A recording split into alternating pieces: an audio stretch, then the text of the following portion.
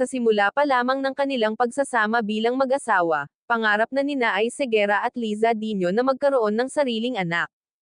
Talagang pinlano na ng proud LGBTQ celebrity couple na magbuntis at magbaby sa pamamagitan ng IVF o in vitro fertilization.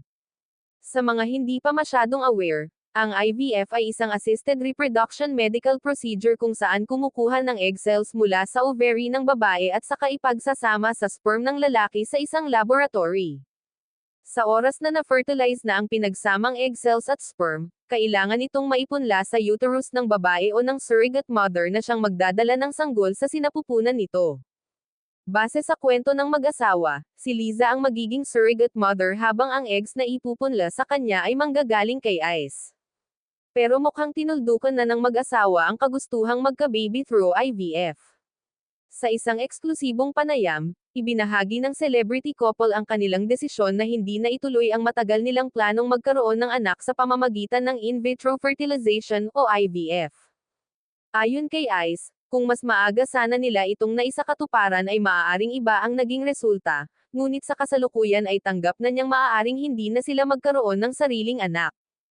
Aniya, sa edad niyang 42 at sa mga plano nilang mag-asawa, mas payapa na siyang tanggapin ang sitwasyon. Dagdag pa niya, sapat na rin para sa kanya ang pagmamahal na mayroon siya para kay Amara, anak ni Liza. Samantala, inamin naman ni Liza na may bahagi sa kanya na nakararamdam pa rin ng guilt dahil pakiramdam niya ay hindi nila natupad ang pangarap nilang magkaanak. Ayon sa kanya, isa ito sa mga bagay na daladala pa rin niya hanggang ngayon, lalo na't isa rin ito sa mga naging pangarap ng yumaong ina ni Ice.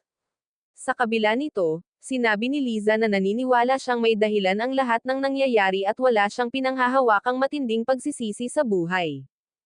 Ibinahagi rin ng mag-asawa na dati ay sensitibo para sa kanila ang usapin tungkol sa pagkakaroon ng anak, ngunit ngayon ay mas bukas na nilang natatalakay ito at nagagawa pa nilang gawing magaan ang usapan sa pamamagitan ng pagbibiro. Sa huli, ipinakita ni Ice at Liza na bagamat hindi natuloy ang isa sa kanilang pinakamalalaking pangarap bilang mag-asawa, natutunan nilang tanggapin ito at magpatuloy ng may pagmamahal at pag-unawa sa isa't isa.